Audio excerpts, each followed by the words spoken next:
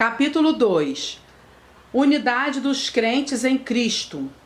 Na primeira parte, estudamos sobre as bênçãos de Cristo outorgadas aos crentes, descrevendo sua situação moral e espiritual. Um outro aspecto da situação dos crentes em Cristo é o aspecto socioespiritual, apresentado nos capítulos 2, 11 a 3, 21. Deus une seu Espírito e pela obra expiatória de Cristo todos os homens de todas as raças, nações, línguas, sem se preocupar com os antecedentes espirituais de cada um, sejam judeus ou gentios. O povo judeu sempre se destacou por sua peculiaridade religiosa e por seu absolutismo na crença monoteísta, com Jeová para servir.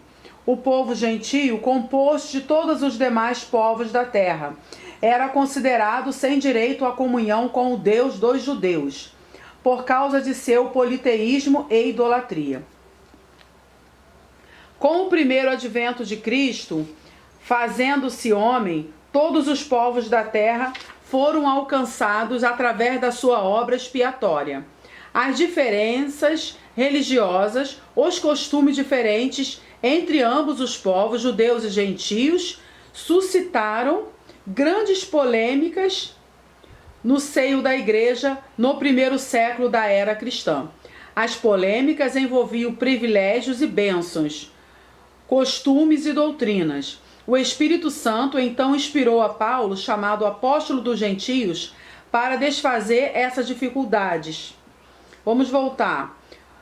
O Espírito Santo então inspirou a Paulo, chamado apóstolo dos gentios, para desfazer essas dificuldades, mostrando que Deus, o Pai, em Cristo Jesus, preferiu unir judeus e gentios, dando-lhes os mesmos privilégios e direitos espirituais. Para Deus não há diferenças. E na dispensação da graça, a igreja é o novo povo de Deus, constituído de membros de ambos os povos, judeus e gentios. Primeira parte, judeus e gentios. 1.1. A condição dos gentios sem Deus. Nesses dois versículos, Paulo contrasta a situação espiritual desses dois povos. Romanos 3, 9, 10, 22. Ele mostra a condição dos gentios, pagãos sem Deus. E lembra aos gentios crentes a sua condição anterior à nova vida e destaca 7 aspectos da sua vida pagã no passado. Então vamos lá. 1.1.1 Gentios na carne, versículo 11. 1.1.2 Chamados incircuncisos, versículo 11 também. 1.1.3 Estáveis sem Cristo, versículo 12. 1.1.4 Separados da comunidade de Israel, versículo 12. 1.1.5 Estranhos aos concertos da promessa, versículo 12. 1.1.6 Não tendo esperança, versículo 12. 1.1.7 Sem Deus no mundo, versículo 12.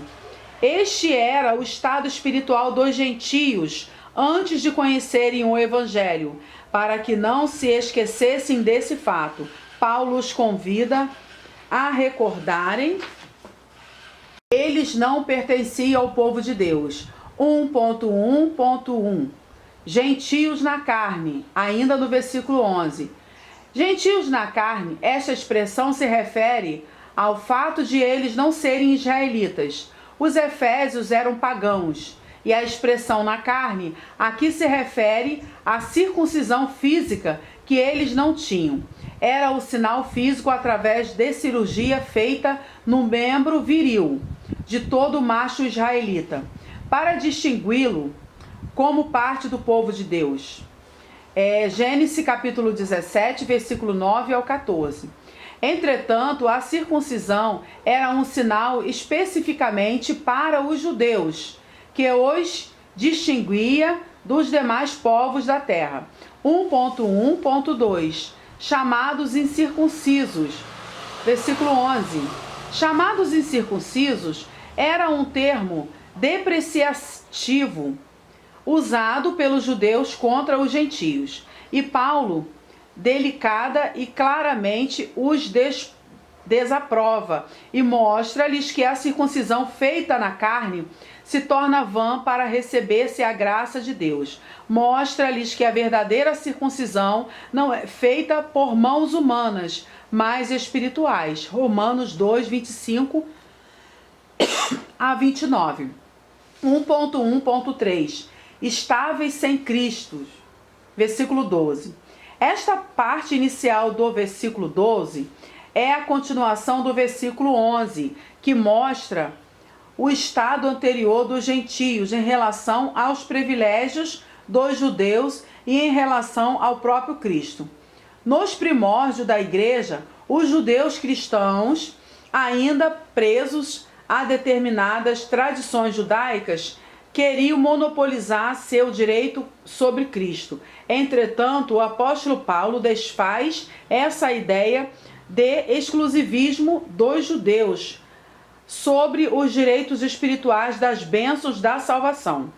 A tradução mais correta dessa frase no original grego é separados de Cristo. Essa tradução facilita a compreensão da frase do seu contexto.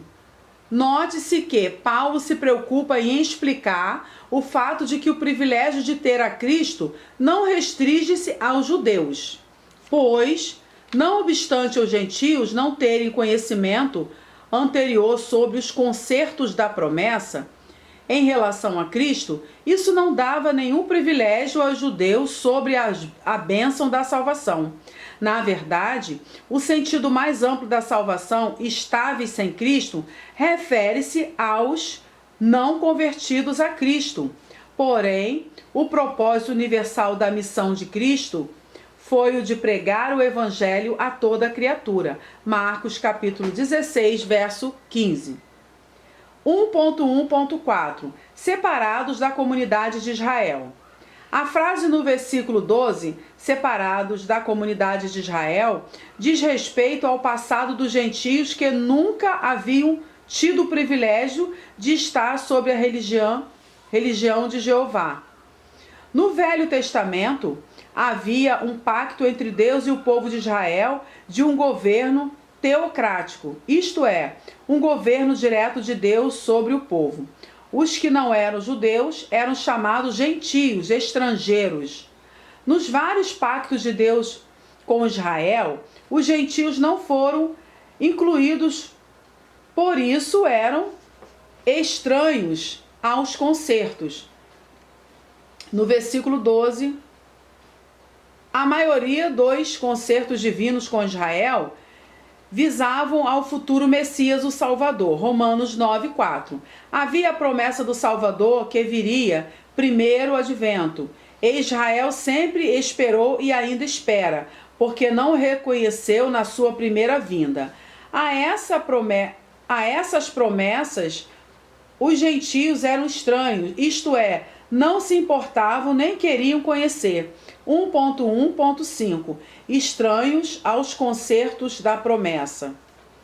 Versículo 12. A palavra estranhos no original grego aparece como estrangeiros. O sentido da frase indica que os concertos foram feitos entre Deus e Israel.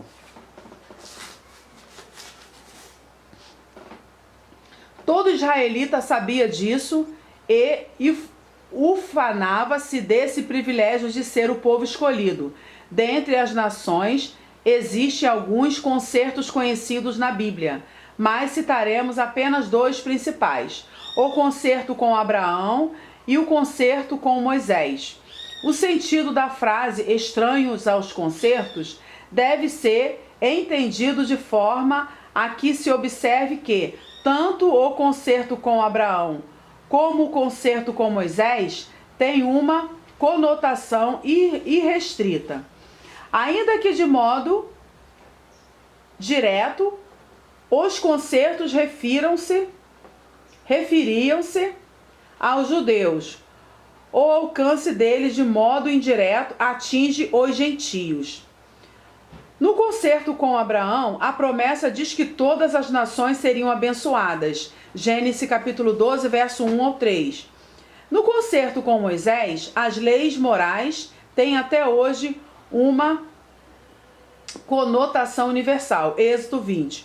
Os gentios eram estranhos em relação à promessa da vinda de Cristo, quando se fez carne e habitou entre os homens. Os gentios desconheciam o privilégio de poderem participar das bênçãos adivinhas de Cristo, como Salvador dos homens, mas Israel, como nação, rejeitou a Cristo, e isto propiciou a salvação dos gentios, dos quais Paulo se declara apóstolo. Efésios 3, 1, 2. 1.1.6 Não tendo esperança.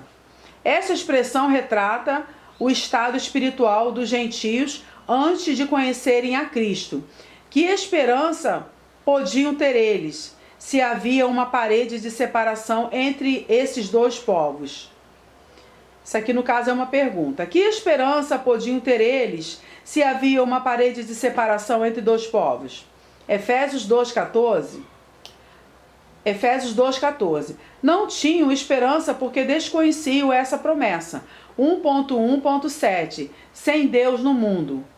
Sem Deus no mundo são palavras que retratam o estado espiritual dos gentios. Viviam no mundo de Deus, mas não o conheciam nem o tinham. As palavras sem Deus indicam a forma ateísta na qual viviam os gentios. Três sentidos explicam essa forma de ateísmo. Um é não crer em Deus, isto é, ser ateu. Outro é ser ímpio ou pecador irreverente. Romanos capítulo 1, verso 28. E o outro sentido é aquele que está entregue aos ímpetos do pecado, isto é, fora da esfera da graça de Deus. Se em Romanos 1,19 Paulo declara que há um certo conhecimento de Deus em todo homem, parece contradizer-se com a ideia do ateísmo neste versículo 12. Entretanto, não há contradição alguma, pois o que Paulo quer destacar com a expressão sem Deus no mundo é a cegueira espiritual em que viviam os pagãos. A verdadeira circuncisão. A grande lição do apóstolo baseia-se na obra expiatória de Cristo, que uniu judeus e gentios, formando um só povo, com uma só fé, um só Senhor e uma só comunidade, a Igreja. Este ensino é fortalecido na sua carta aos Gálatas, quando escreveu que em Cristo Jesus nem a circuncisão nem a incircuncisão tem virtude alguma, mas sim o ser uma nova criatura. Gálatas 6,15. A verdadeira incircuncisão que marca e distingue o povo de Deus hoje não é feita na carne, mas no coração. Deuteronômio 10,16. Paulo não menospreza o rito da circuncisão entre os gentios. O que importa agora é a circuncisão espiritual, que implica ao abandono do pecado e na obediência a Cristo. Romanos 2, 25 ao 29, Filipenses 3, 2, Colossenses 2, 11. Não há diferença agora de raça ou língua, porque em Cristo todos fomos feitos um só povo. Antes, os privilégios eram restritos a Israel. Hoje, abrange judeus e gentios, através da nova aliança feita no sangue de Jesus Cristo. 1 Coríntios, capítulo 1, verso 23, 24. Hebreus, capítulo 8, verso 6. Parte 2. Unidade no corpo de Cristo. Capítulo 2, versículo 13 ao 18. O versículo 13 inicia mostrando o contraste da vida nova com a velha, com as palavras mais agora. Essas palavras indicam a posição presente dos crentes, e quando a continuação do versículo 13 diz: Em Cristo Jesus temos uma visão de nosso estado de perdição antes de conhecer a Cristo. É um paralelo que o apóstolo faz entre a velha vida e a nova vida conquistada pela obra de redenção. Notemos os contrastes. Antes sem Cristo e agora em Cristo. Antes separados e excluídos, mas agora chegastes perto. Antes separados na carne, agora unidos no Espírito. Versículo 18. O poder da unidade neste novo pacto de Deus com o homem está no sangue de Cristo, expresso no versículo 13. Vós que antes andáveis longe, já pelo sangue de Cristo chegastes perto.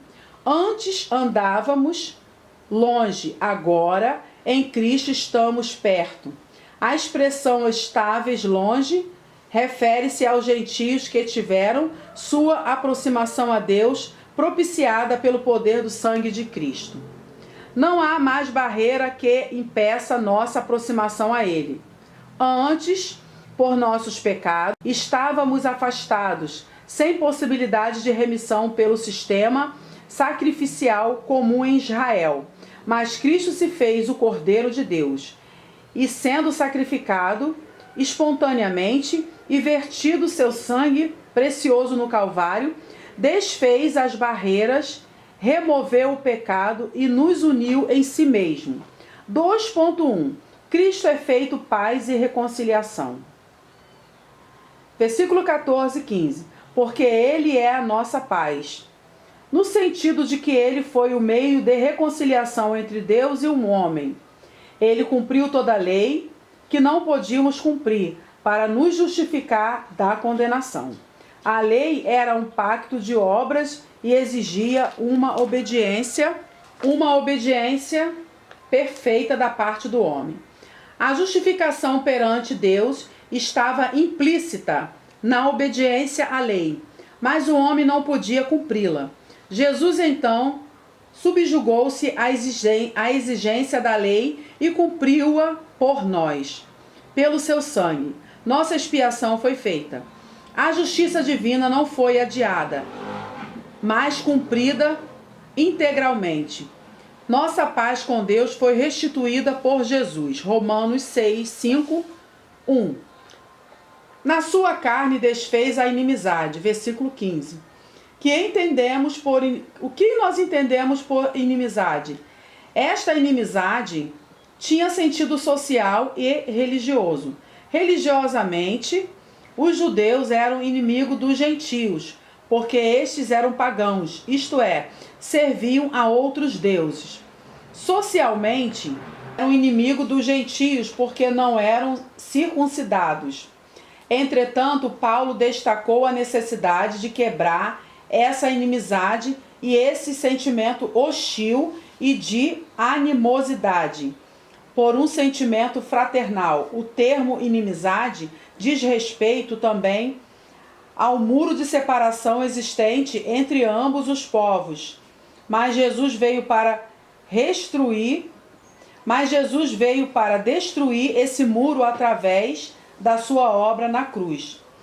A lei dos mandamentos, que consistia em ordenança, versículo 15, indica que a legislação mosaica foi abolida, não só a cerimonial, mas toda a lei, com todas as suas ordenanças. Cristo, pela sua carne, desfez toda a condenação da lei, criando a lei do Espírito de vida. Romanos 8, 2, que desfaria toda a inimizade e indiferença para unir todos quantos crescem em Cristo, formando um só povo, em um só corpo. Versículo 16. 2.2. Em Cristo a verdadeira unidade. Versículo 15 ao 17. 2.2.1. A paz reconciliadora. Ele fez a paz, isto é, promoveu a verdadeira unidade no seu corpo, de ambos os povos, judeus e gentios. Não foi uma unidade exterior e mecânica, mas uma unidade interior e espiritual. Fomos reconciliados como Deus em um corpo. Cristo nos libertou da lei como pacto de obras, pelo fato de ele mesmo ter se sujeitado a ela. Gálatas 4:5. Ele recebeu a pena da lei, Gálatas 3:13, em seu corpo, Romanos 7:4, Colossenses 1:22, na cruz do Calvário, Gálatas 2:14. 2.2.2. 2:2, um novo homem, para criar em si mesmo, 2:2, um novo homem, a unidade espiritual dos dois povos, judeus e gentios, foi feita por Cristo em si mesmo, isto é, no seu corpo, criando uma nova humanidade. Deus trata ambos os povos como um só indivíduo. É uma nova criação que só acontece com a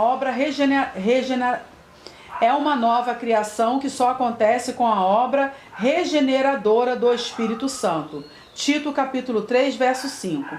A nova criação, ou seja, o novo homem. Aqui representado pelo povo de Deus, a igreja, não pode ser tratado separadamente do seu contexto.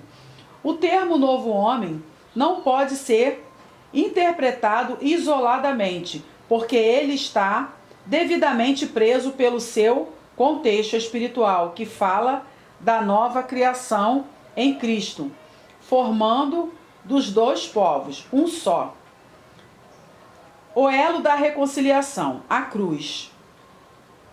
No versículo 16, a cruz de Cristo serviu de elo de reconciliação e também de destruição. A cruz foi o imã para a reconciliação dos homens com Deus. Romanos, capítulo 5, verso 10, 2 Coríntios, capítulo 5, 18 ao 20, Colossenses, capítulo 1, verso 20. Mas foi também o símbolo da morte e destruição das inimizades existentes entre Deus e o homem. No versículo 17, afirma Paulo que ele evangelizou a paz aos que estavam longe, os gentios, e aos que estavam perto, os judeus. Porque por ele ambos temos acesso ao Pai em um mesmo Espírito. Versículo 18. Outra vez a unidade espiritual de judeus e gentios em Cristo tem acesso ao Pai pelo Espírito Santo. Vemos a Trindade em ação quando o Pai promove a unidade, o Filho a executa e o Espírito Santo a mantém. O Filho é o mediador da nova aliança. É aquele que padeceu uma vez pelos pecados, isto é, o justo pelos injustos, para levar-nos a Deus. 1 Pedro capítulo 3, verso 18. O Espírito Santo opera a obra regeneradora. Ele convence o homem dos seus pecados e aplica a obra remidora no homem. O Pai recebe o pecador remido. O mesmo Espírito que nos santifica é o que unifica todos os crentes para terem acesso a Deus, o Pai. Assim como o Espírito humano vivifica o homem, assim o novo homem em Cristo, a igreja, é vivificado pelo Espírito Santo. Ambos temos acesso, versículo 18, ambos os povos, judeus e gentios, em Cristo Jesus, se interrelacionam, isto é, se ligam e se unem. Têm as mesmas vantagens e privilégios e passam a ter a mesma posição comum no corpo de Cristo. 1 Coríntios capítulo 12, versículo 12. Ambos são um nele. O Espírito Santo é o que nos introduz no corpo de Cristo. E assim temos acesso ao Pai no corpo de seu Filho Jesus.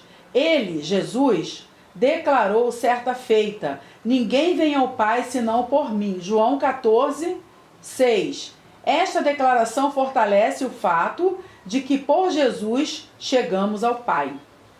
2.4. Em Cristo as diferenças são desfeitas.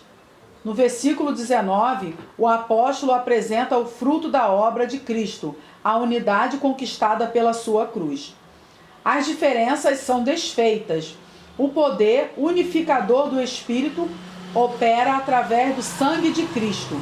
e faz que todos os crentes de todas as raças, línguas e povos formem um só povo, uma só família, e os forma conciliados dos santos. Voltando, uma só família e os formas concidadãos dos santos. Somos agora a família da fé. Antes éramos estrangeiros, agora em Cristo formamos uma nova raça, uma nova família. Parte 3. Unidade no edifício de Deus.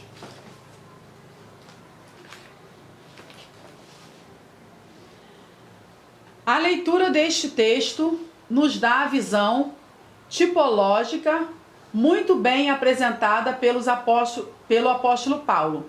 Primeiro, ele usou a figura da família para mostrar a participação dos judeus e gentios numa relação mais íntima com Deus.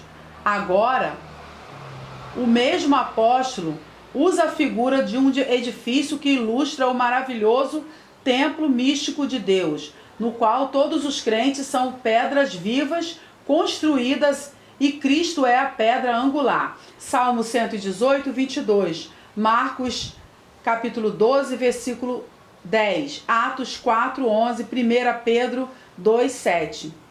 3.1. O fundamento dos apóstolos. Versículo 20.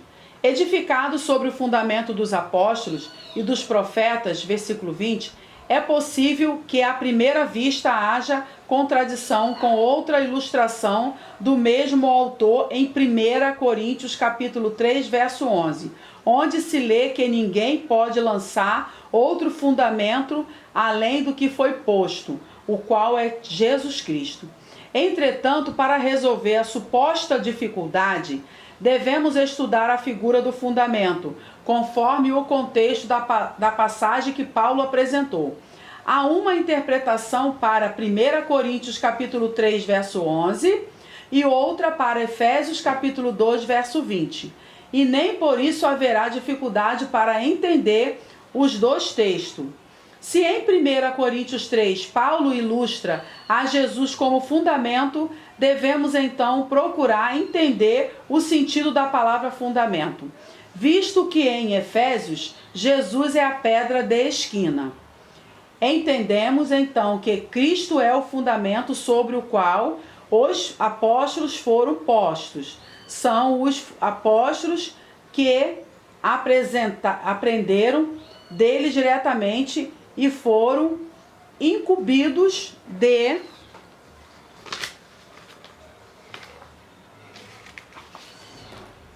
construir este grande edifício, a igreja, sobre aquilo que aprenderam e experimentaram é que somos construídos nesse edifício.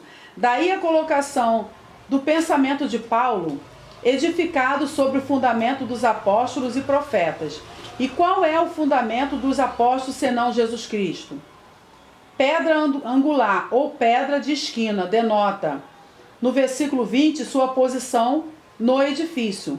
É a partir deste que esse edifício é levantado. Cristo é a pedra de esquina. O fundamento dos profetas. Qual é o fundamento dos profetas? A que profeta Paulo se está referindo? Notemos que a ordem da frase apóstolos e profetas nos indica claramente tratar-se dos profetas da igreja e não os do Velho Testamento. Calvino e outros teólogos do passado defendiam a ideia de que esses profetas eram do Velho Testamento. Outros intérpretes dizem que pela ordem da frase, apóstolos e profetas, o dom da profecia era uma característica dos apóstolos mesmos. Entretanto, entendemos que a ordem gramatical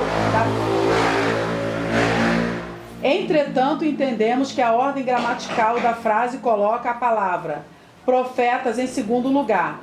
A profecia foi e ainda é um ministério que acompanha o crescimento da igreja. 1 Coríntios capítulo 14, verso 1 e 3.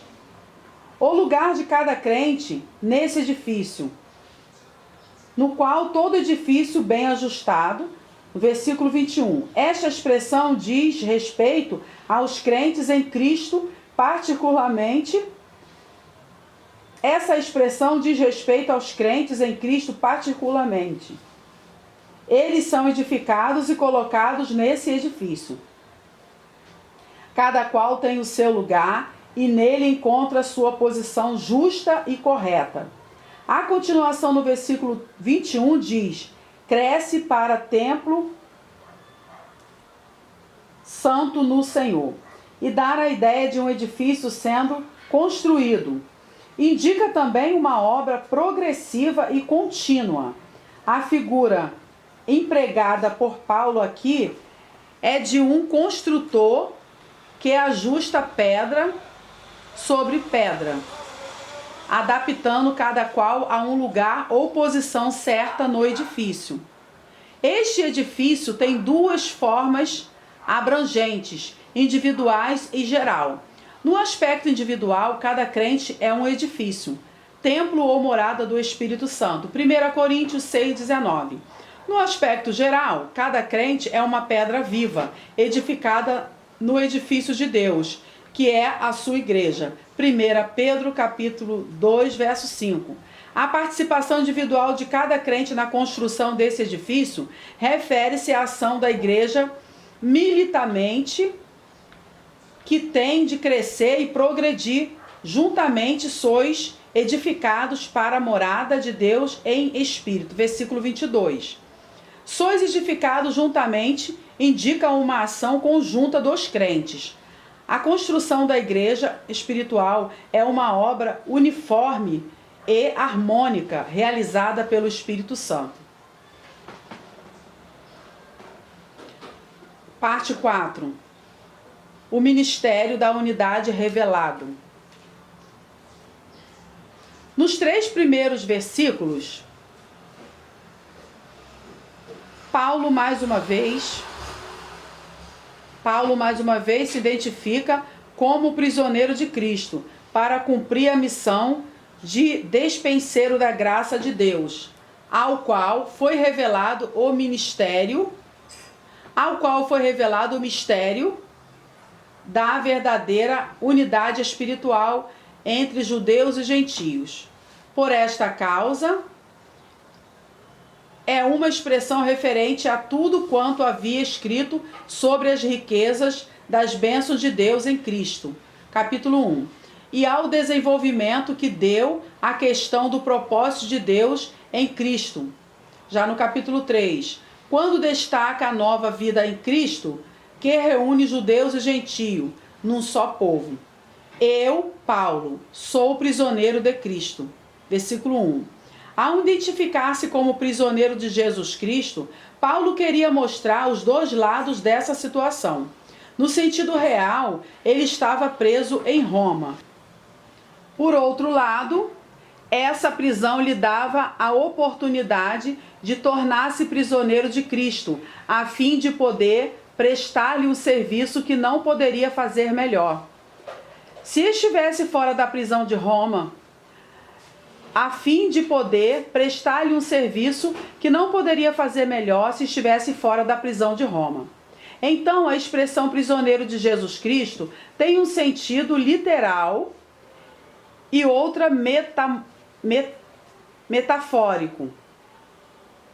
Ao invés de lamentar o fato de estar preso, ele inverte o seu significado e torna a sua prisão uma forma de servir melhor ao Senhor. Como prisioneiro, sua epístola teria um efeito muito maior entre os crentes de Éfeso.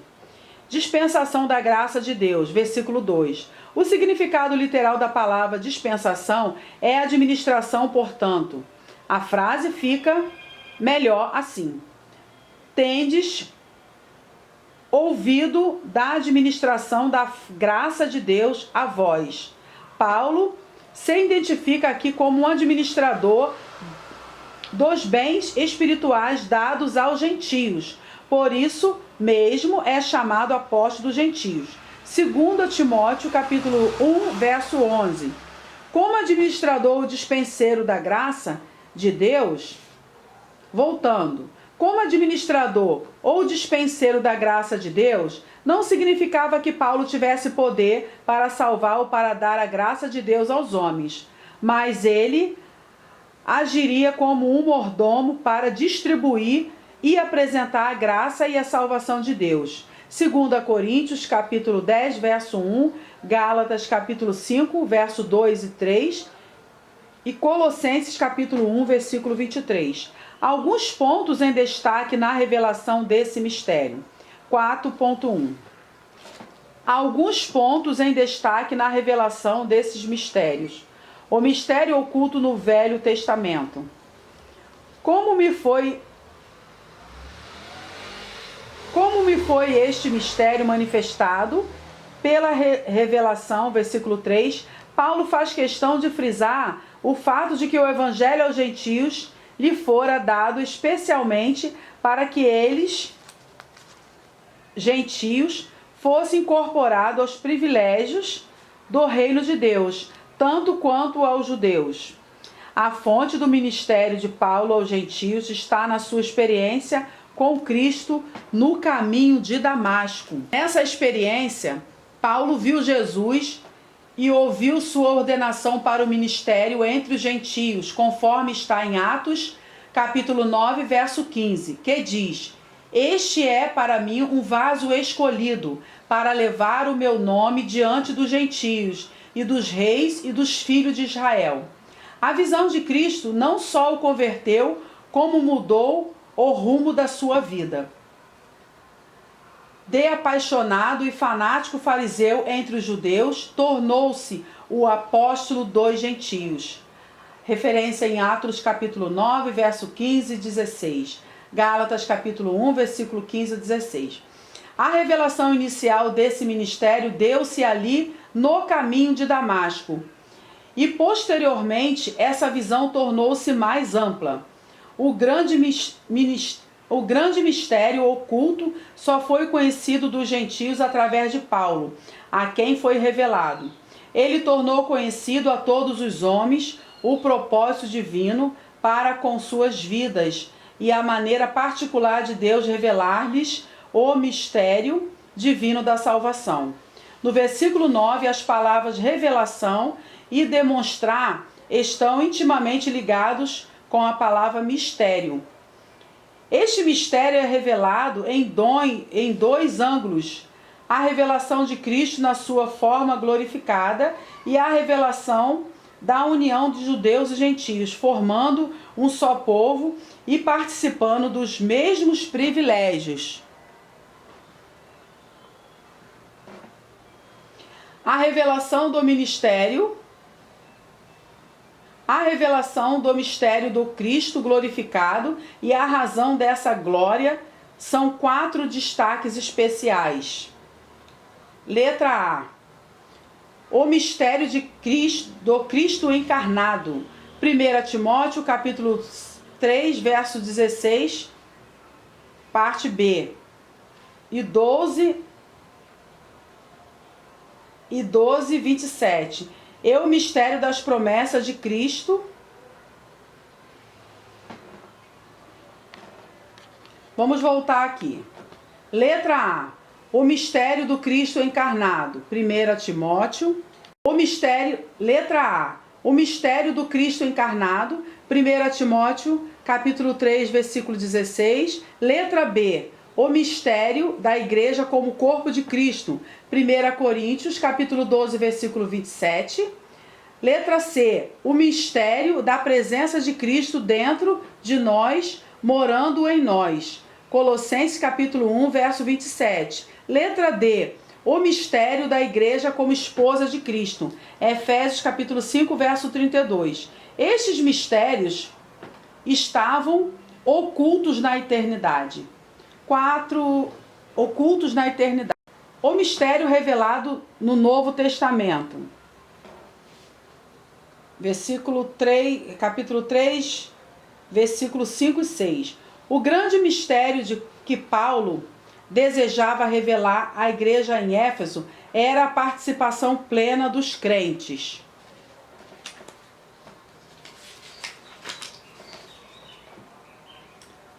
dos crentes gentios na salvação efetuada na cruz, a posição dos gentios no corpo de Cristo e a sua participação mútua com os judeus, veio de encontro a vários conceitos errados sobre privilégios espirituais.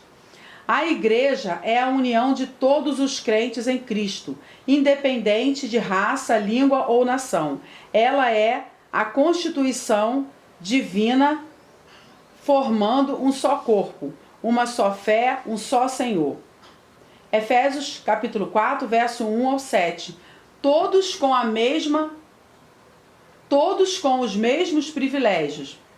A participação na filiação a Deus é direito comum a todos quantos receberam a Cristo Jesus como Salvador. João capítulo 1, verso 12. Esse mistério é apresentado com um sentido amplo. A participação dos gentios na nova ordem, a igreja, é de igualdade em posição e privilégios com os judeus cristãos. A ampliação dessa participação judeus é compreendida pelo prefixo sim, pelo prefixo sum, no grego, que significa iguais, sócios, participantes juntos, isto é, no mesmo nível, nem inferior nem superior uns aos outros. Este prefixo sum é a tradução do prefixo co. Em português, quando Paulo afirma que os gentios são co-herdeiros, co-participantes e co-membros do corpo de Cristo, conforme está no versículo 6. A palavra co-herdeiros refere-se à participação na igreja dos gentios com os judeus crentes em Cristo. A preocupação do apóstolo era desfazer um falso ensino no seio da igreja em Éfeso. Alguns judeus afirmavam que nenhum gentio crente poderia participar da herança ou parte dele prometida a Israel, a não ser que o gentio se submetesse ao cumprimento de alguns ritos e cerimoniais estritamente judaicos. Entretanto, a Paulo foi-lhe revelado que a graça de Deus para os gentios não exigia nenhum rito judaico, visto que esses ritos eram especificamente para os judeus e dos judeus. Em Cristo, o gentio tem direitos a todas as bênçãos divinas, com base apenas nos méritos de Cristo Jesus. Eles são participantes das promessas de Cristo e formam um só corpo espiritual com os judeus, cujo resultado único é a igreja. 1 Coríntios capítulo 12, verso 13. Efésios capítulo 2, verso 13. Os gentios foram feitos povo de Deus, geração eleita, nação santa e povo adquirido, juntamente com os judeus, tudo em Cristo Jesus. 1 Pedro capítulo 2, verso 9. Paulo declara-se ministro dessa revelação. Glória a Deus. As palavras do qual, no versículo 7, refere-se ao evangelho que Paulo pregava e ensinava, e evangelho que Paulo pregava e ensinava. O sentido da palavra ministro tem um significado bem mais amplo. No original grego, a palavra empregada é diáconos, que dá a ideia de um ofício específico. Filipenses capítulo 1, versículo 1, 1 Timóteo capítulo 3, 8 ao 12. Já o verbo diaconem designa aquele que vive e trabalha num determinado serviço. Implica mais em um serviço dinâmico do que numa posição estática. No caso aqui, a palavra que cabe melhor para designar aquele que serve a Cristo é diaconia. 2 Coríntios capítulo 3, verso 6. Colossenses capítulo 1, verso 23. 1 Timóteo capítulo 4, verso 6. O que Paulo queria que todos soubessem em Éfeso era que ele tinha a função de um servo investido da autoridade de Cristo, como ministro dessa revelação. Paulo era apenas o instrumento do Espírito Santo. As palavras que dão sequência à declaração de Paulo se referem a que ele foi feito ministro pelos dons da graça de Deus. E isto mostra a sinceridade e a humildade do apóstolo dos gentios. O ministério recebido não lhe foi dado por méritos pessoais, mas segundo o dom, em consequência de acordo com o dom da graça de Deus. Ainda o final do versículo 7 apresenta que me foi dado segundo a operação do seu poder. Que poder é este? Que operação é esta? A palavra operação no original grego tem o significado de energia. Aclarando melhor a frase, a teríamos desta forma: segundo a força operante do seu poder. As palavras força, vamos lá. As palavras força, energia, operação indicam a fonte dessa operação, que é o poder de Deus, manifesto de forma concreta na vida do ministro dessa revelação. 4.4. A revelação do mistério das riquezas insondáveis de Cristo. 3.8.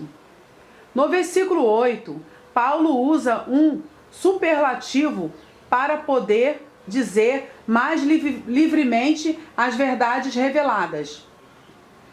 Ele diz a mim, o mínimo, o menor de todos os santos. No original aparece mais acentuado esse superlativo dizendo, a mim, que sou o menor dos menores entre todos os santos. Sua afirmação não possui fingimento. A graça dos mistérios de Cristo era maior do que ele podia humanamente compreender. Paulo sabia quão insondável é penetrar nos arcanos divinos, a não ser que Deus os revele. Como lhe havia feito? A não ser que Deus os revele como lhe havia feito. O grande mistério revelado alcançava um grau superior, além das possibilidades da mente humana. As riquezas insondáveis de Cristo não eram apenas o evangelho poderoso ou o conhecimento da doutrina de Cristo, ou uma revelação parcial da glória de Cristo expressa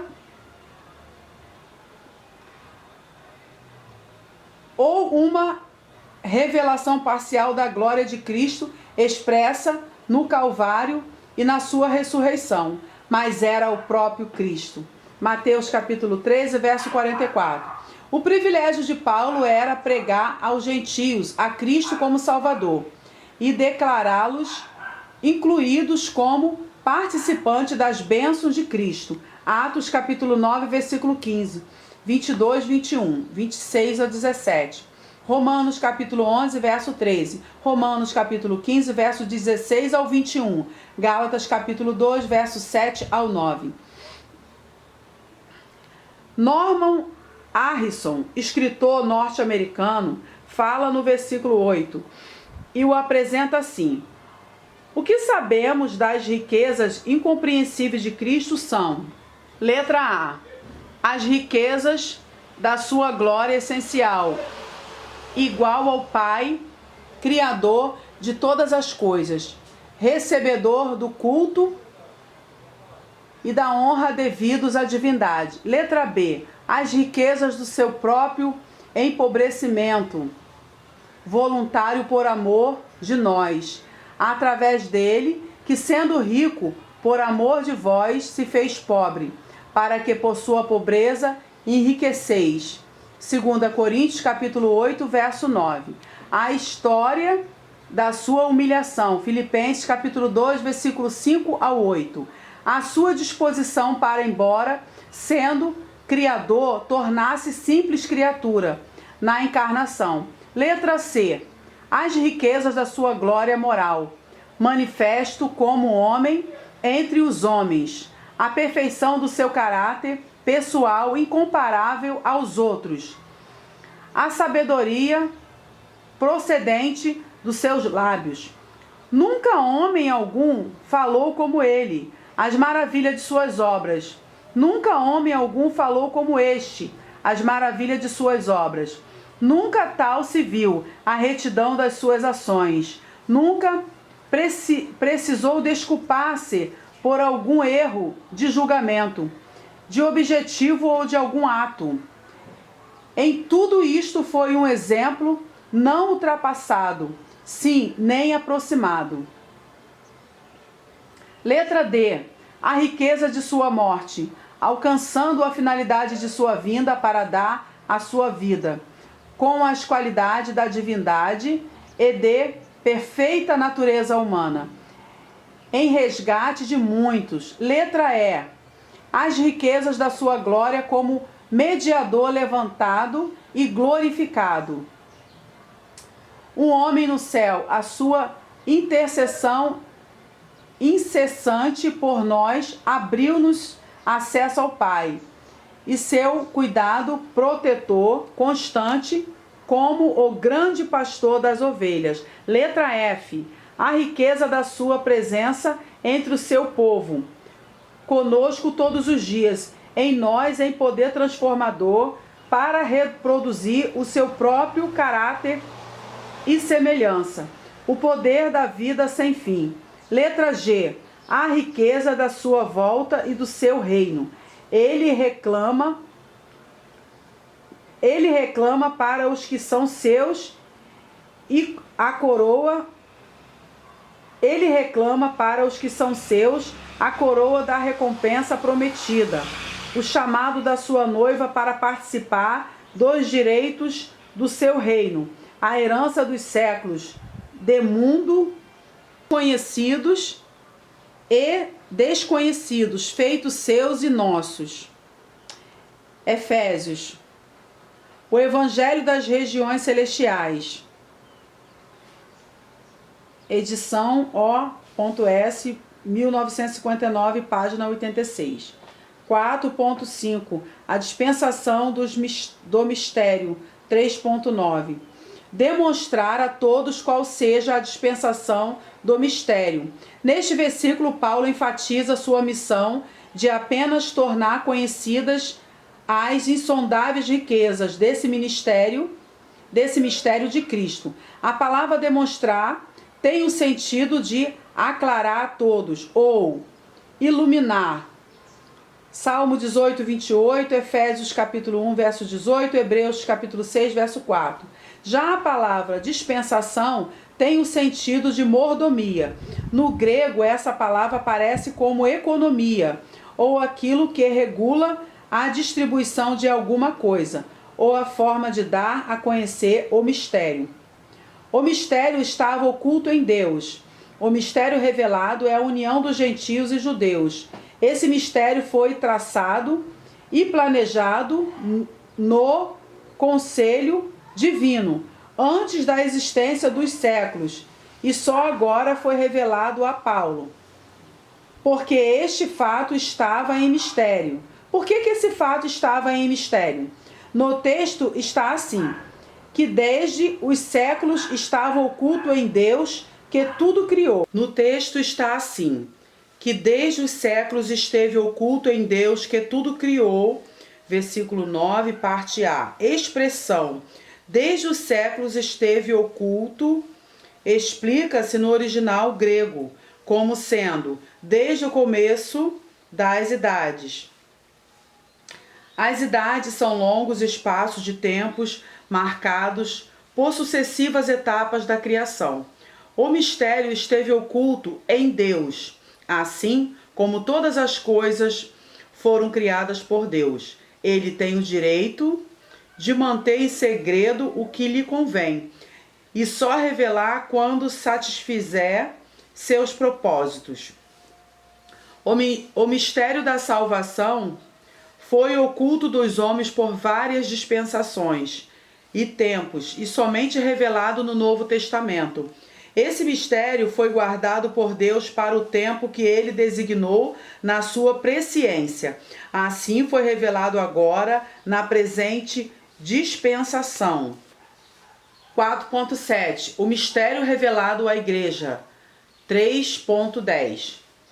No versículo 10, temos a revelação de que a igreja é constituída de ambos os povos, judeus e gentios. Ela não foi uma solução acidental, nem um remédio de última hora. A igreja sempre fez parte do plano pré-estabelecidos e elaborado por Deus antes da fundação do mundo. Efésios capítulo 1, verso 3 ao 5. A sua constituição é a revelação do mistério oculto em Deus, não a igreja meramente humana ou política, mas a igreja que forma o corpo místico de nosso Senhor Jesus Cristo. 4.8. O mistério revelado aos anjos. Capítulo 3, verso 10. A revelação desse mistério foi feita não só à igreja, mas também às potestades e principados nos céus. Que são os principados e potestades nos céus? Até ser revelado à igreja, o mistério da salvação era desconhecido dos anjos. Foi através dela que eles vieram a conhecer esse mistério. Principados e potestades são categorias especiais de anjos, tanto entre os anjos de Deus como entre os anjos caídos. Assim, tanto os anjos bons como os maus passaram a conhecer a revelação do mistério, quando Deus o fez conhecido à igreja. A expressão seja conhecida dos principados e potestades nos dá a ideia de que tanto os anjos de Deus como os anjos caídos foram surpreendidos com a revelação feita inicialmente à igreja e não a eles. 4.9. O mistério foi revelado conforme o propósito preestabelecido por Deus. Capítulo 3, verso 11, 12 e 13. Segundo o propósito eterno feito em Cristo Jesus, a execução desse propósito só poderia ser feita por Jesus Cristo. O plano divino tinha a pessoa de Cristo como seu objetivo central. O seu objetivo central, e a expressão propósito eterno nos ensina que todas as coisas na criação seguem um propósito pré-estabelecido. Na sabedoria divina, esse propósito foi elaborado na eternidade e executado na manifestação do Filho de Deus feito carne. João capítulo 1, verso 14. Em obediência a esse propósito, a igreja segue para o seu destino eterno, e cada crente em Cristo, particularmente, como parte da igreja, tem ousadia, liberdade em Cristo e acesso livre entrada ao reino de Deus. Ninguém pode ter acesso a Deus por outra vida, a não ser Jesus. Referência em João 14, 6. Portanto, peço-vos que não desfaleçais, mas não... vamos voltar aqui. Portanto, peço-vos que não desfaleçais nas minhas tribulações. A igreja em Éfeso sabia que Paulo passava por tribulações e as enfrentava por amor a Deus e para o bem da sua igreja, querida. Em outros textos das Escrituras, Atos capítulo 20, versos 18 ao 35, o apóstolo fala de suas tribulações passadas em Éfeso. A igreja em Corinto, ele lembra as aflições sofridas na Ásia. 2 Coríntios capítulo 1, verso 8 ao 11, é a referência. O apóstolo lembra as suas tribulações e as reputa como glória da igreja em Éfeso. Para que os crentes não viessem a desfalecer, ele sabia que os crentes estavam enfrentando lutas e tentações a ponto de quase esmorecerem na fé. E por isso os anima pedindo-lhes que não desfalecessem pelo fato de ele estar preso. A grande lição do apóstolo dos gentios é a de que a igreja tirasse proveito espiritual dos seus sofrimentos e entendesse a glória escondida no ministério dessa prisão. Vamos voltar aqui. E entendesse a glória escondida no mistério dessa prisão. Ele estava preso porque expusera sua vida para pregar-lhes o evangelho. Os seus sofrimentos não deviam representar um peso na consciência dos efésios, mas lucro e glória para eles por Jesus Cristo. Sua prisão não seria impedimento para o exercício do seu ministério. No interior frio e cinzento do cárcere de Roma, Paulo havia recebido a revelação do grande mistério da salvação para os gentios. Parte 5. A segunda oração de Paulo. Capítulo 3, verso 14 ao 21. 5.1. A razão da oração do apóstolo. Por esta causa ou por causa disto. Temos aqui uma expressão repetida pelo apóstolo, que lembra a razão de sua oração. No início do capítulo 3, ele usa as mesmas palavras, mais uma vez enfatiza e renova a expressão para tornar vivo o fato de que o levou a orar outra vez. Nessa segunda oração, Paulo dá a impressão de ter descoberto a força moral e espiritual para estar na presença de Deus em oração e meditação. Isso preso na prisão em algemas. A grandeza do amor de Cristo, a consolação do Espírito Santo, fortalecendo-o e revelando-lhe mistérios espirituais, guardados na eternidade e só revelados agora, eram para o apóstolo dos gentios a vitória maior. Seus sofrimentos físicos se tornaram, a partir de então, uma fonte de bênçãos para si próprio e para a igreja em Éfeso. 5.2. A postura para a salvação. Dobro os joelhos. A posição de orar com os joelhos dobrados não implica numa regra. Não há uma postura determinada na Bíblia para orar. Mas dentre as várias posições, o dobrar os joelhos tem o sentido de reverência a Deus.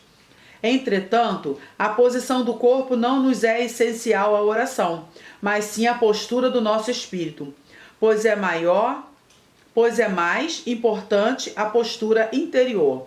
Por outro lado, não devemos vulgarizar posturas para a oração, nem anular a importância de uma postura exterior, que pode representar a nossa própria atitude interior. Vamos lá. H.A. Alexandre escreve em A Epístola aos Efésios, página 77 e 78. Abre aspas, né? Em sua cela de prisioneiro, apesar dos tornozelos acorrentados, Paulo se ajoelhava, mas não se trata apenas de uma atitude física. Todo ser se dobra, curva-se com o ardente desejo de que aquilo que lhe foi revelado nos seja comunicado e se torne experiência nossa. Verga-se sob o fardo espiritual, que depõe diante do trono da graça. Fechando aspas.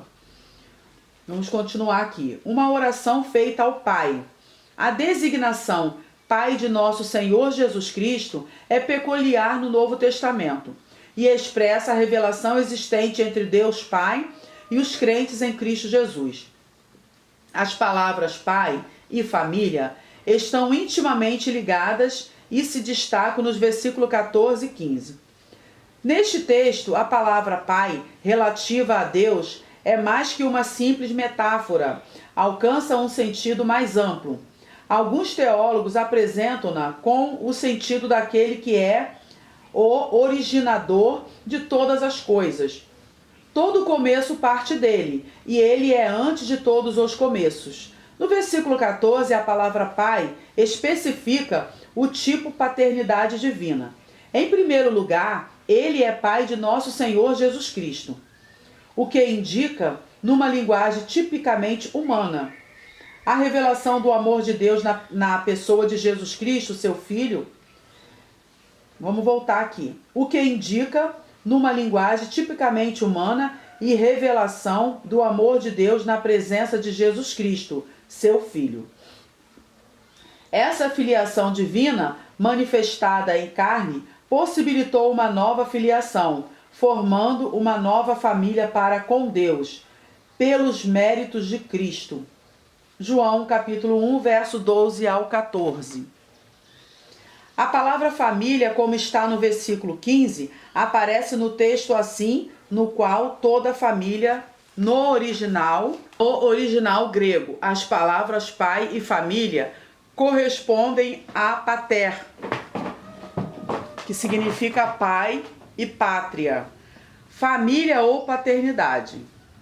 A tradução mais fiel de pátria é paternidade, mas algumas traduções atualizadas preferem a palavra família. Parte da frase diz toda a família, mas a ideia correta distingue cada família. A continuação da frase apresenta cada família nos céus e na terra e indica dois tipos de famílias ou paternidades filiadas a Deus Pai: a família nos céus e a família na terra. Duas interpretações são possíveis. A primeira prefere traduzir a expressão toda a família com a ideia de que o conceito de família ou paternidade vem de Deus e não se restringe a um tipo de família ou paternidade. Então pode haver a família dos outros luminosos nos céus e a família de todas as coisas criadas por Deus nos céus e na terra. A segunda interpretação, gramaticalmente, é mais correta, porque traduz toda a família, dentro do contexto geral da Bíblia. Note-se também a distinção nos céus e na terra, que pode ser interpretada de duas maneiras. Primeira, toda a família nos céus reúne todos os redimidos que já morreram, e toda a família na terra reúne todos os redimidos em Cristo, que formam a igreja na terra. Segunda, toda a família nos céus reúne os seres celestiais, anjos, que servem a Deus todo o tempo nos céus, e toda a família na terra reúne todos os salvos que formam a igreja de Cristo. Na tradução de Figueiredo, versículo 15, aparece assim: no qual toda paternidade toma o nome nos céus e na terra. A colocação da frase nossa... vamos voltar aqui. A colocação da frase nessa tradução sugere outra ideia. Por exemplo, a palavra paternidade no lugar de família indica autoridade, ou aquele que excede a autoridade sobre outros. Entretanto, entendemos que toda autoridade, paternidade, exercida na terra é recebida do Pai Celestial. Emerge dele e não de nós. Ele é antes de nós. Da paternidade perfeita e plena flui a fonte de toda autoridade nos céus e na terra. Efésios capítulo 1, verso 17. A força que Paulo dá à paternidade de Deus fortalece sua oração. A vida de plenitude pela oração. No início do versículo 16, a expressão riquezas da glória revela a fonte e indica o depósito de tesouros espirituais, os quais ele chama de riquezas de glória, e pede ao Pai Celestial que essas riquezas sejam dadas aos efésios. Quais são as riquezas desse tesouro espiritual? Paulo pediu tanto quanto tinha conhecimento em sua revelação. Ele não foi mesquinho na petição, mas sua fé alcançava uma visão maior. Pediu o melhor, pediu as riquezas da sua glória, que sejam corroborados com o poder do Espírito Santo. Capítulo 3, versículo 16. Que sejais corroborados com o poder pelo Espírito no homem interior. Versículo 16. Que significa corroborar com poder? A palavra corroborar significa dar mais força ao que se afirmou. Implica em comprovar. No aspecto espiritual, essa palavra tem um sentido mais profundo. A petição é para que sejais corroborados no homem interior. É vestir o homem interior com uma vestidura de poder e força espiritual. O espírito do homem, por si só, não tem poder de vencer os ataques malignos. Efésios 6, 10 ao 12. Mas transformado e corroborado com o poder do Espírito Santo, ele pode vencer todo o mal. Esse poder do Espírito significa força e energia para lutar contra os ataques satânicos, para servir melhor ao Senhor. Isso é o fortalecimento espiritual do homem interior, da nova natureza recebida através do novo nascimento. 2 Coríntios capítulo 5, versículo 17. O poder da carne só poderá ser detido pelo poder do Espírito Santo. Gálatas capítulo 5, versos 16 e 17. O homem natural não tem poder para combater o pecado, porque o pecado reside do seu interior. Somente pela sua transformação através da obra regeneradora do Espírito Santo é que ele se torna homem espiritual. O espírito interior do homem se torna acessível ao Espírito Santo, dando-lhe o fortalecimento espiritual necessário. Romanos capítulo 7, verso 14 e 15.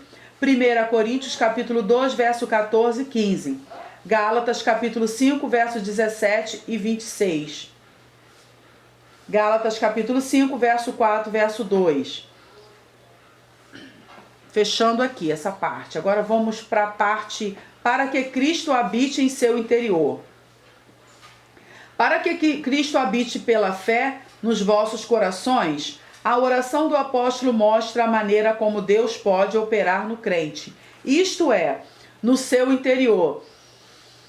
Os discípulos viveram fisicamente com Jesus e aprenderam a amá-lo. Comiam, dormiam, bebiam e andavam com ele por todas as partes da terra santa, sentindo a sua presença física. Entretanto, quando Jesus morreu e no espaço entre a sua morte e a ressurreição, sentiram muito a ausência física dele.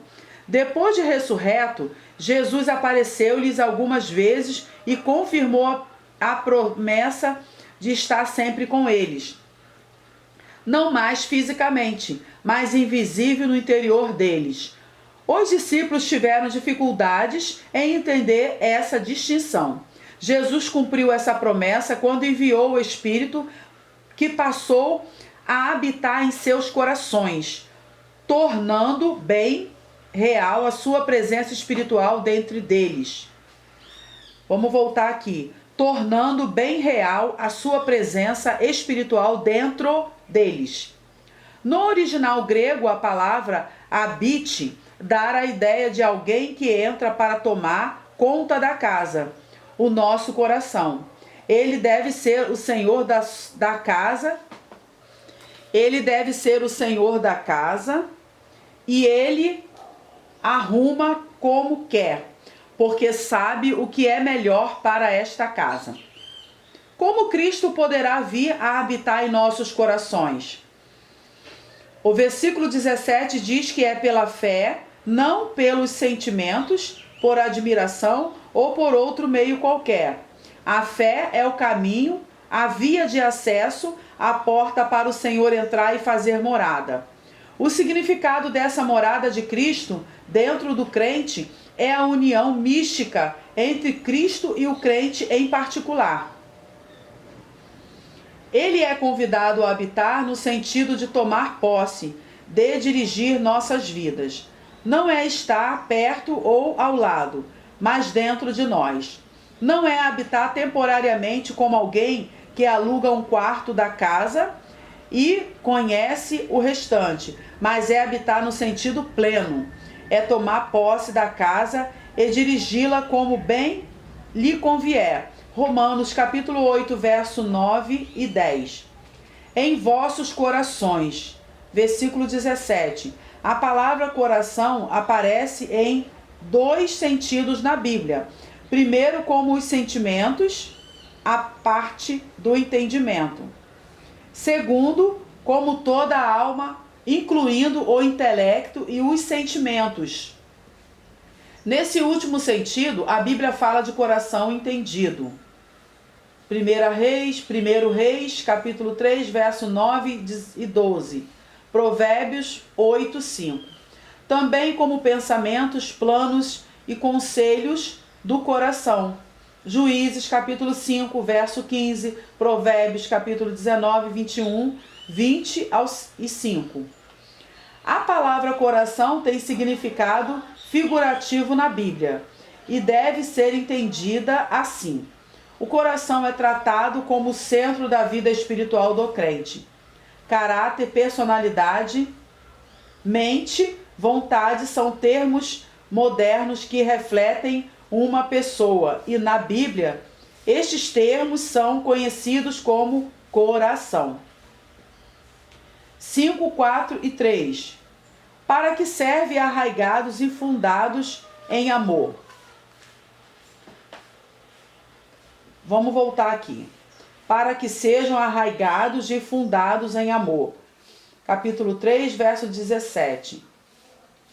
A fim de estando arraigados e fundados em amor, as palavras arraigados e fundados sugerem duas ilustrações. Elas ilustram, vamos voltar. Elas ilustram uma árvore e um edifício. O termo arraigados pode figurar a plantação de uma árvore.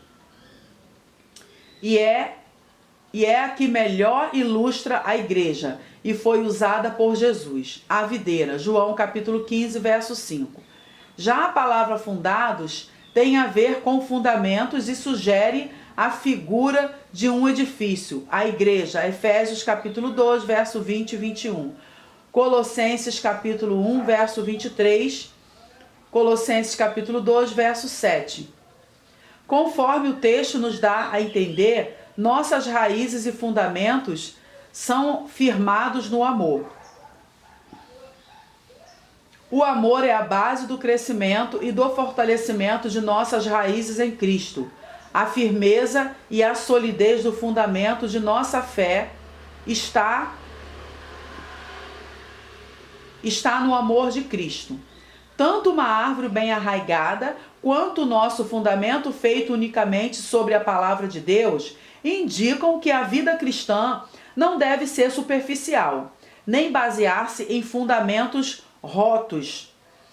Mateus capítulo 7, verso 24 ao 27. Capítulo 5, verso 4.4. Para uma compreensão perfeita, para poder de perfeitamente compreender com todos os santos. Esta expressão é a continuação do versículo 17 e dá a ideia de que jamais alguém poderá entender a grandeza do amor de Cristo sem estar arraigado e fundado nesse amor divino. A versão das palavras poderdes perfeitamente compreender, nesta outra tradução aclara um pouco mais o sentido exato da expressão, para que sejais plenamente capazes de compreender. Essa capacitação é recebida do Espírito Santo, não por méritos pessoais, mas por graça e misericórdia do Senhor. Ainda mais, essa capacitação é concedida de qualquer maneira, nem a privilegiados especiais entre os santos, mas a todos os salvos em Cristo. O texto indica a participação individual com todos os santos. 5.4.5. As dimensões do amor de Cristo.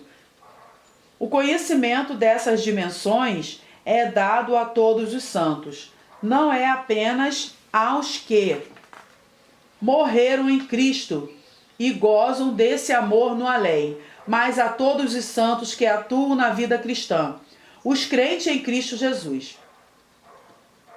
O texto refere-se a todos os santos e não a elementos isoladamente.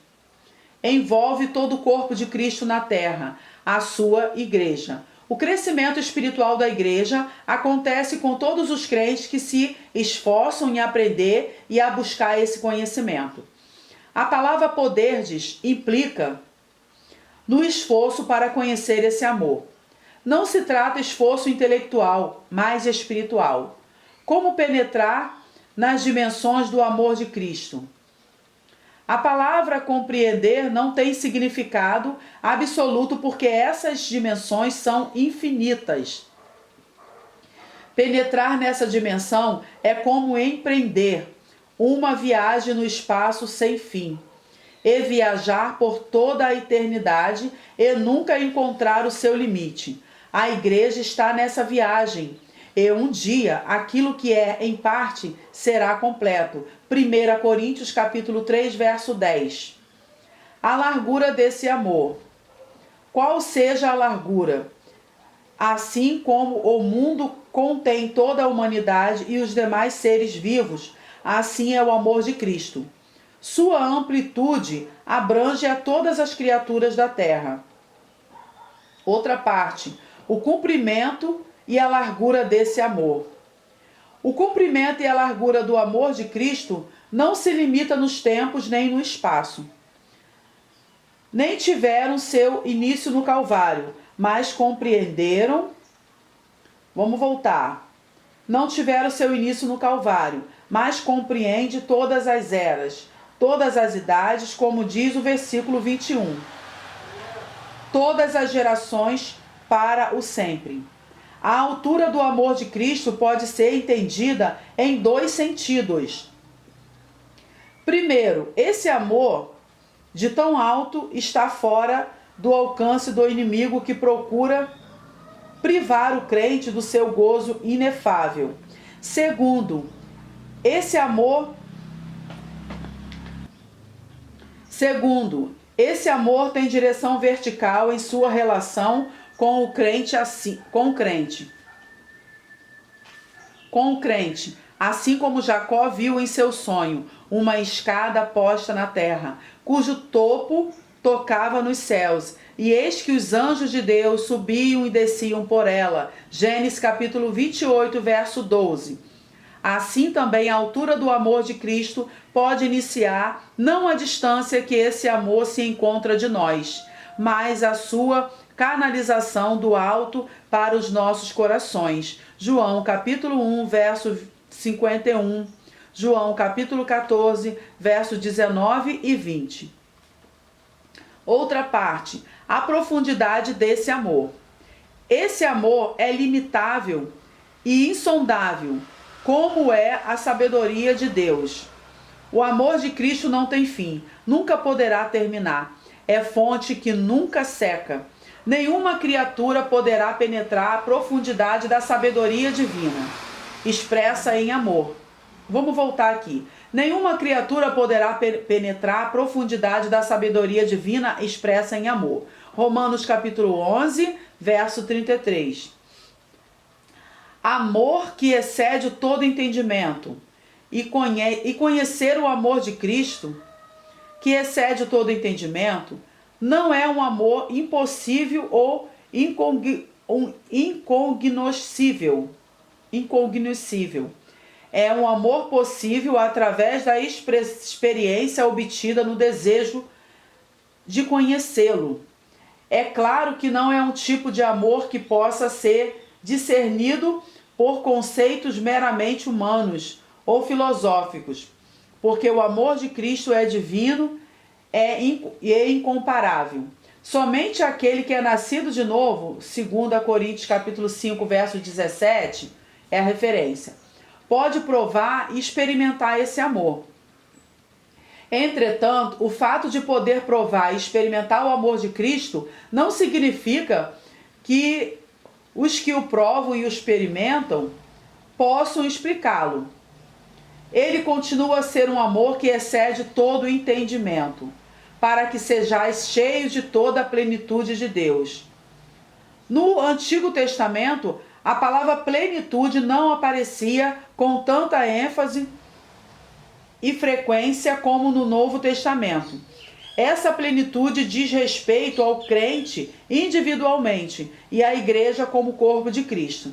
Os crentes em Corinto...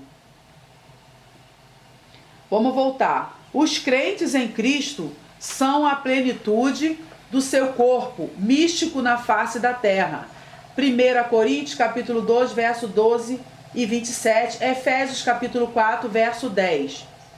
Conhecer o amor de Cristo significa conhecer a medida de perfeição que Deus tem colocado diante de nós em Cristo Jesus. Convém notar que essa plenitude é progressiva no sentido que, assim como Cristo é, nós seremos à medida que conhecermos o seu amor.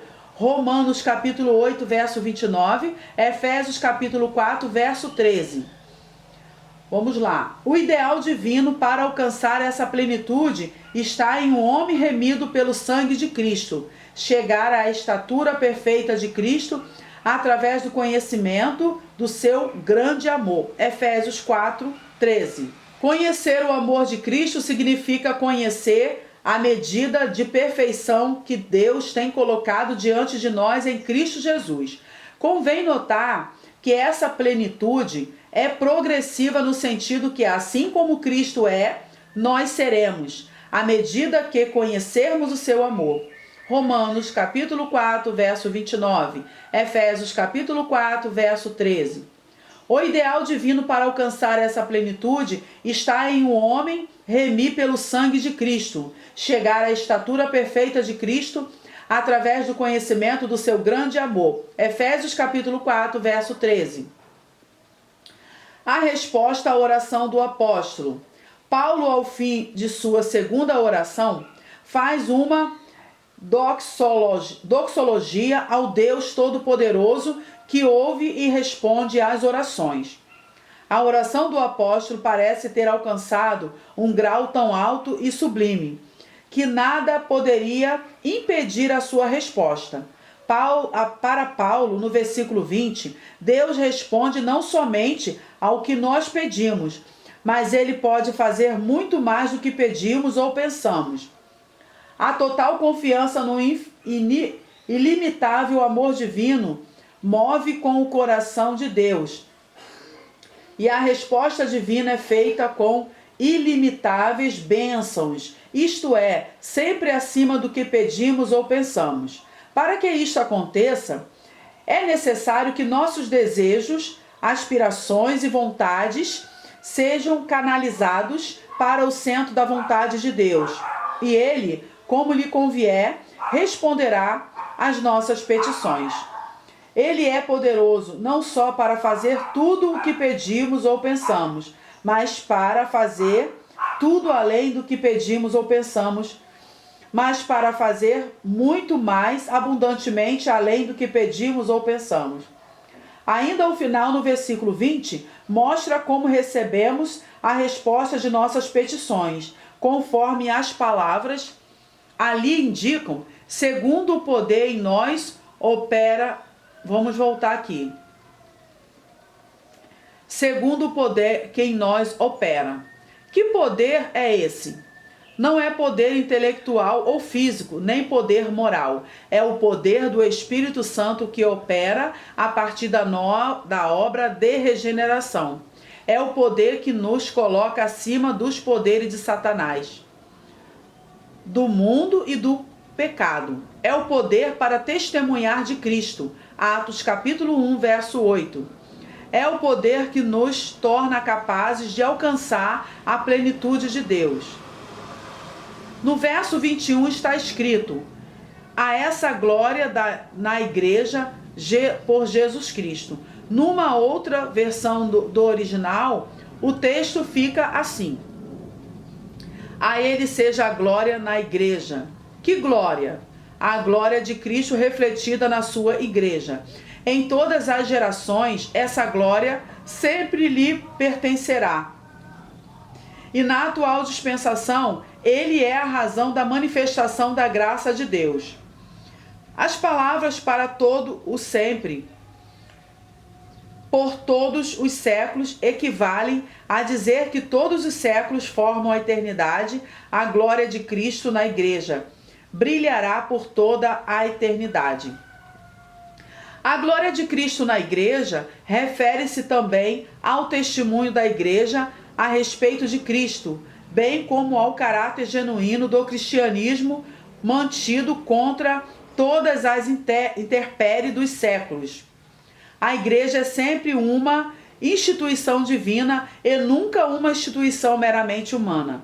A glória de Cristo refere-se na igreja, isto é, nos crentes que vivem com inteireza os seus ensinos. Nada deve empanar essa glória. Terminamos aqui o capítulo 2.